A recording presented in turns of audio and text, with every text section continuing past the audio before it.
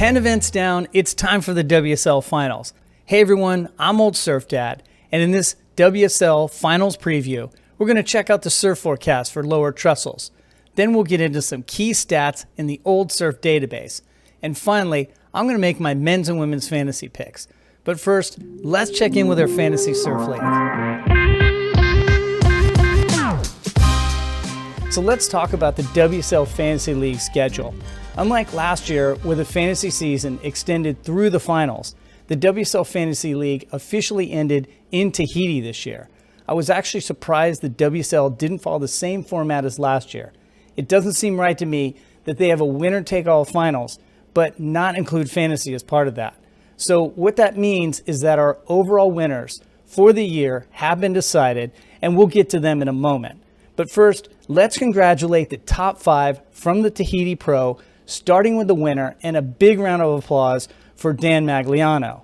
Runner-up was Jamudi, and as a side note, both of them are regulars in the Discord chat, and it looks like all of that inside information is paying off.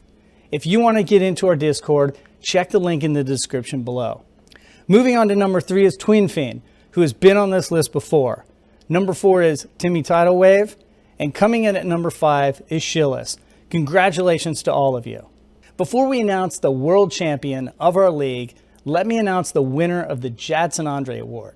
You may recall that this award is for last place in our league, but only if you participated in the entire season and made all of your picks.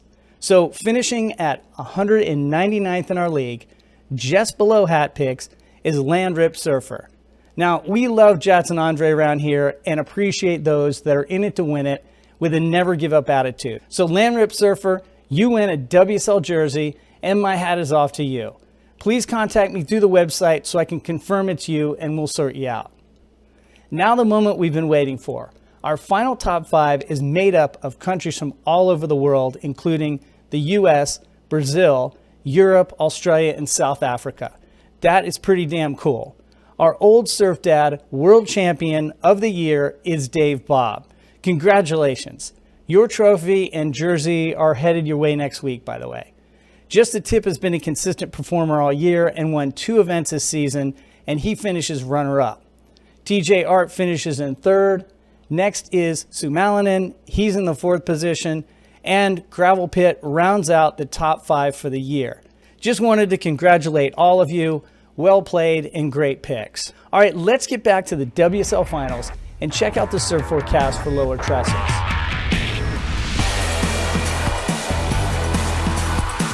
As I record this video, there's a heat wave in Southern California with temperatures over 100 degrees Fahrenheit or over 40 degrees Celsius. This caused a power outage at my home, a delay in uploading, and I actually made some of this video in the local Starbucks.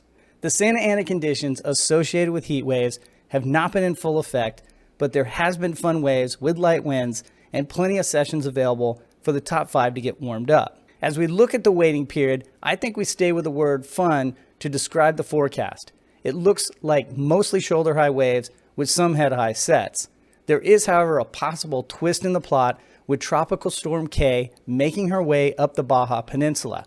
You can see the current projected path, which will bring more weather impact than waves, but if she took a more westerly direction, we could be in for some solid surf, much like the waves we got from Tropical Storm Frank during the US Open. That is an unlikely scenario, and I think we keep our expectations in check and make picks based on standard trestles skate park-like conditions. The south-southwest swell that will be working during the waiting period will be joined by a bit of early season northwest, and I would expect peaky lowers with lefts and rights. If this tropical storm fizzles out, I think they go with the first day or so in the waiting period, as there's not much happening after that in the long run forecast.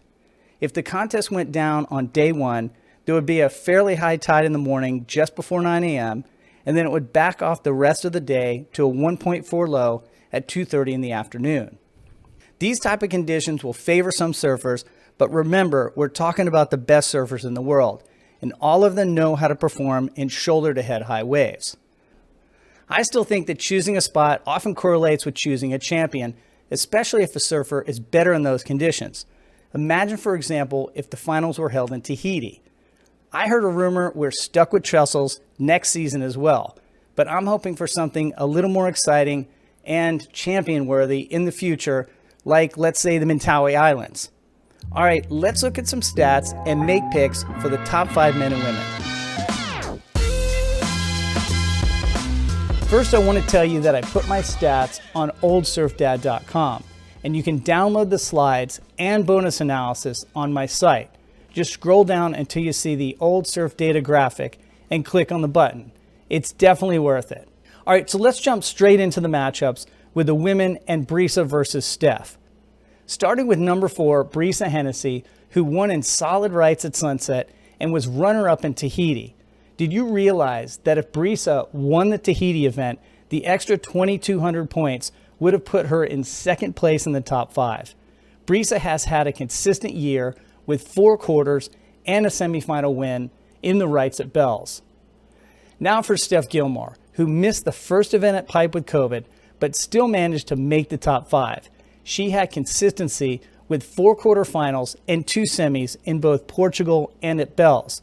And remember, she took the Surf City Pro by storm, and we saw the Steph of old ripping apart a right-hand point like she does.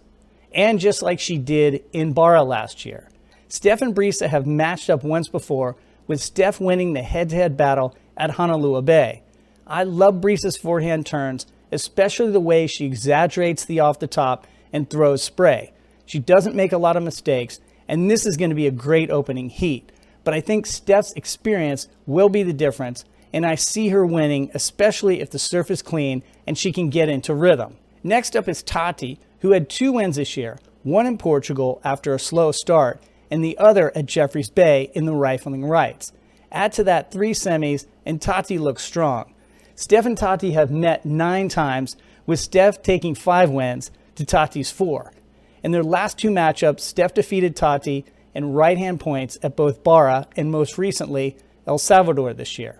While there are lefts at Trestles and Tati is more than capable in rights, again, J-Bay win this year, I see Steph winning this heat through strategy and wave selection. Now to Joanne Defay. Joanne was the women's most consistent performer this year with a quarters or better in all events except Tahiti, where she ran into Vahim Fierro and was knocked out early. Joanne was runner-up in Rio and won at G-Land, making this Joanne's best season to date. Although Steph has a 4-2 record against Joanne, 3 of Steph's wins were back in 2018, and Joanne has won the last 2 of 3 matchups. Remember, she beat Steph in the finals last year. This would be Steph's 3rd heat of the day, and I think Joanne is going to take her in a close one using both the lefts and rights. So my prediction is a Carissa Moore versus Joanne Defay final, and this could be Carissa's strongest opponent and worst nightmare. This year, Carissa didn't have the usual amount of first place trophies and didn't get a win until the 8th event at Rio. If you remember the finals from Saquarema, Joanne was leading and Carissa got a score in the dying seconds of the heat. Including that loss, you may be surprised to know that Joanne has won 3 of their last 4 matchups, and it is clear that Joanne is not intimidated by Carissa. You can see the work Joanne has put into her surfing, and she is physically stronger and more fit than she's ever been in her career. I'm calling it Joanne wins, and you'll have your first French world champion surfer. Now let's go to the men's matchups, starting with number 5, Kanoa Igarashi versus Idolo Ferreira. Kanoa made the top 5 with last-second heroics at Chiopu and was a runner-up at Sunset. He was ultra consistent with 5 quarterfinals during the season and a semis at Jeffreys Bay. Surprisingly, Idolo had no wins or runner-up finishes this year, but he secured 4th place by making 3 semifinals and 3 quarters. The head-to-head matchup favors Kanoa, and the judges don't seem as excited about Idolo's aerial antics and last-minute Hail Mary punts. I noticed during the season, Idolo responded by surfing more on the face and ripping turns. Did this keep him out of the winner's circle? I'm not sure, but I think Kanoa will edge out the goofy footer and move on to face Ethan Ewing. Now, I know pretty much everyone has Ethan Ewing beating whoever he faces in this matchup, and it's hard to blame them when his surfing gets better every event. He won at J-Bay, and if you watch his recent Instagram clips of him surfing Trestles, he looks polished and radical. So why am I picking Kanoa here? Well, first, he has a 2-0 record against Ethan, He has air game, and Kanoa's local knowledge of the sets and where they break, along with his competitive experience, will edge him past Ethan in a close heat. Now you may say, "Old Surf Dad, I don't see it that way, and I want to know the stats for the matchup between Ethan Ewing and Jack Robinson because I think Ethan's going to win." Well, you're in luck because I have the record to all of the head-to-head matchups for both the men and the women at oldsurfdad.com. Just scroll down to the Old Surf database graphic and click the button. Now let's talk about Robbo. He won at Margaret's and at G-Land back-to-back and has a quarterfinals finish at Sunset and a semifinals finish at Bells. Both Kanoa and Jack are tied against each other in previous matchups at 2-2, but Jack has won the last 2 in a row. I think Jack comes out fired up and wins this heat and goes on to the final, simple as that. So I predict Filipe versus Jack Robinson in the finals. But let's stop for a moment and acknowledge that last year's world champion, Gabriel Medina, and to a lesser extent, top performer John Florence, aren't here to compete for the world title. Does that matter? Does this bring into question the legitimacy of a world championship? Let me know what you think in the comments below. Now, Filipe has had a solid year and has worn the yellow jersey since Portugal. He has wins at Bells and Rio and was runner-up at Super Tubos, El Salvador, and G-Land, but continued to struggle in Tahiti. Along the way, there are some who will argue he got underscored by judges and some who will argue he got overscored. I think that works itself out over the course of the season, and he's in the right spot against his Australian nemesis. Now, did you know that Jack has a 2-0 record against Filipe? Jack soundly defeated him at the box, link in the description, and beat him in the finals at G-Land with some zen-like patience and a last-second score. His second of the day, the other controversially against Gabriel Medina. I'll also put that in the description. Now, one could argue that Filipe has Jack where he wants him, in his home court at the Trestles skate park. But I'm going to say that Jack isn't going to be intimidated by this. Jack can skate park too. Jack has airs in his act and radical turns, probably with more bite than Filipe's quads. I'm not downplaying how good Filipe is at the cobblestone point, but he can be defeated. Gabriel Medina proved it last year. I think it's sad, and this is Filipe's opportunity to be world champion, but I think Jack has too many mysterious Kelly Slater type of moments that go his way. He seems too connected to the ocean right now to lose. I'm taking Jack for the finals win in a sweep, and Western Australia will have a world champion. Epic. Can't wait to watch it all go down. So there they are, my finals picks. What do you think? Where did I go off the rails, and where did I get it right? All right, let me know in the comments below, and if you don't want to put it into words, just give me your best emoji. Hey, thanks to everyone for making it a great season. Those of you in our fantasy league, those of you in the Discord chat, I appreciate all of you.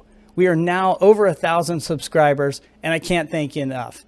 If you got something out of this video, give it a like. And hey, just because the season's over doesn't mean I'm not going to make more videos and have more live streams. So stay tuned and check it out.